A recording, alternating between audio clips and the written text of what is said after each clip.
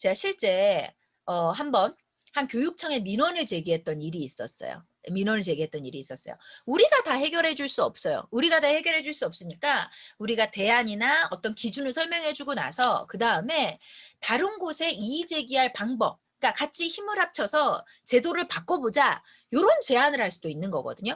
그런 것만으로도 학부모들 입장에서는 되게 적극적으로 느껴져요. 제가 그 조카, 좀 전에 말씀드렸던 사촌 조카 있잖아요. 그 조카가 어느 날 저한테 그러더라고요. 고모, 저 공부 좀 제대로 해보고 싶은데 과외 좀 시켜주시면 안 돼요? 라고 얘기하는 거예요. 그래서 제가 아이가 없었을 때니까, 아이가 지금 있어도 7살이니까 과외에 대해서 알 수 있는 방법이 없었어요. 전봇대에 보니까 과외 전화번호가 있더라고요. 그래서 제가 전봇대에서 전화번호를 떼서 과외를 연결해 줬어요. 근데 제가 연결한 거 과외 알선 업체였어요. 근데 이 알선 업체가 과외 선생님을 몇 번을 보내줬는데 선생님들이 다 약속을 지키지 않거나 수업 태도가 좋지 않았어요. 그래서 제가 업체에 전화해서 몇 번 교사를 변경을 했죠. 근데 그게 한 3번, 4번 되니까 저도 기분이 썩 좋지 않더라고요. 그래서 과외 업체에 전화를 했어요. 니네가 보내준 선생님들이 전부 다 약속을 지키지 않고 제대로 되어 있지 않았다. 나는 환불을 원한다. 왜냐하면 3개월치 선불을 냈거든요. 근데 과외 업체가 자기네는 선생님 풀이 너무 많대요. 그래서 우리가 만족할 때까지 선생님을 바꿔줄 수 있으니까 환불은 절대 못 해준대요. 그래서 제가 교육청에 전화를 했죠. 왜냐하면 가외 이런 거는 교육청 소관이라고 제가 언뜻 들은 것 같아서. 그때 교육청에 전화해서 막 얘기했어요. 어떻게 이럴 수가 있어요? 라고 했더니 담당자가 엄청 친절하셨어요.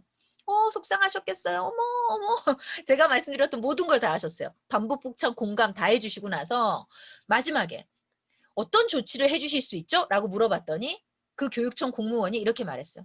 근데 어떡하죠? 가외 알선 업체는 교육청 소관이 아니에요. 라고 하는 거예요. 그 순간 제가 더 화가 났어요. 뭐야? 왜 듣고 있었어? 짜증나는 거예요. 그리고 이런 생각이 들었죠. 역시, 죄송해요. 공무원 되셨는데. 역시 공무원들. 핑퐁 하는구만. 공을 돌려. 이러면서 사실은 제가 화가 났으니까 부정적인 평가를 했어요. 그래서 제가, 그래서요? 라고 했더니 이 공무원이 뭐라 그러는 줄 아세요? 그런데 자기가 이 전화를 몇 번째 받았대요. 이 업체 관련된 전화를 한 지금 4-5번 받았대요. 근데 이 업체가 운영하는 방식은 위법이 맞대요. 인력 알선 업체는, 그러니까 예를 들면 제가 가외 교사한테 돈을 직접 주고 가외 교사로부터 수수료를 받아야 맞지. 가외 알선 업체가 돈을 받아서 그 인력들에게 돈을 주는 행위 자체는 사기라던가 아무튼 무슨 위법 행위래요. 그래서 이걸 문제 삼을 수 있대요. 근데 그걸 문제 삼을 수 있는 곳은 어디냐면 경찰서래요. 그래서 자기가 여러 면으로 알아봤다는 거죠. 그래서 교육청에서는 힘을 쓸 수 없는데 개인 과외교사는 교육청에서 관리 감독하지만 과외업체는 교육청 소관이 아니기 때문에 어머님이, 고모님이 경찰에 신고를 하시면 된다.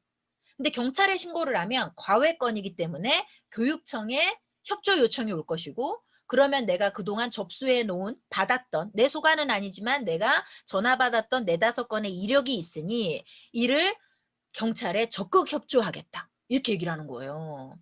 그래서 제가 경찰에 전화하려니까 조금 깨림직하더라고요. 그래서 예, 경찰. 예, 그래야 돼요. 이러면서 저는 그냥 소비자 보호원 이런 데 연락을 하려고 알겠습니다 하고 전화를 끊으려고 그러는데 이 교육청 공무원이 뭐라 그러냐.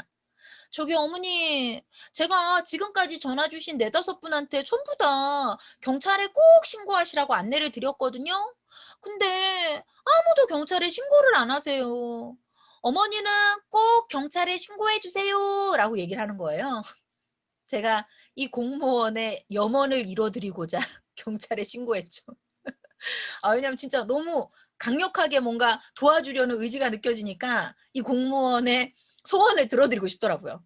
근데 경찰분이 자꾸 전화를 하는 거예요. 저한테 출두해갖고 뭐 조사를 받으라고. 그래서 제가 민원 제기했다가 민원을 철회했는데 경찰에 민원 제기한 이력을 보고 업체에서 저한테 환불을 해주긴 했죠.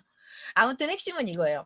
내가 해결해 줄 수 없는 문제라 하더라도 여러 명이 막 민원을 제기하고 하니까 이 공무원이 고민을 했다는 거예요. 어떻게 도울 수 있을 것인가. 그리고 나한테 안내해 줬죠. 어머니는 저한테 도움을 청하셨지만 제가 도울 방법은 딱히 없다. 경찰에 도움을 청하시면 제가 협조하겠다. 또는 이런 얘기할 수 있죠. 저희는 단위 학교라 제가 해결해 드릴 수 있는 방법이 없어요. 저희는 교육지원청, 교육청의 방침을 따르거든요. 어머니, 그럼 이 민원 사항을 저도 교육청에 건의를 해 보겠으나 사실 교사가 건의하는 것보다 학부모의 건의가 교육청에서는 더 강하게 느껴질 수 있거든요. 어머니, 교육청에 한번 민원 넣어 보시겠어요? 자, 그러시면 제가 교육청에서 문의 전화가 왔을 때 적극적으로 도울게요. 그러니까 우리가 줄 수 있는 대안이 있다면 대안을 정확하게 주면 돼요. 근데 우리가 줄 수 있는 대안이 없다 그러면 우리는 방법을 만들어 가는 걸 고민할 수도 있거든요.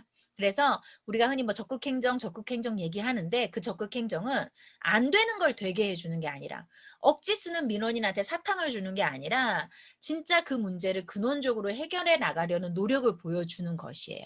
그래서 제가 오늘 공감, 뭐 대안 지시, 적극적인 맞이 뭐 이런 걸로 말씀을 좀 드렸는데 철학자 데모크리스토스가 이런 말을 했어요. 친절한 사람이 주는 선물은 그것이 어떤 선물이든 간에 값어치가 있을 수밖에 없대요. 왜냐하면 친절 그 자체가 바로 선물이기 때문이다. 이렇게 얘기를 했는데요.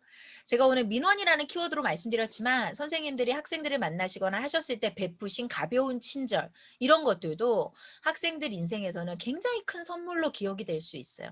그래서 교사로서 근무하시는 동안, 교직원으로서 근무하시는 동안 선생님 본인과 만나시는 모든 분들이 친절이라는 선물을 주고받을 수 있는 그런 기쁨을 누리실 수 있는 관계가 되셨으면 좋겠다라는 바람 남기면서 강의 정리하겠습니다. 고맙습니다. 감사합니다.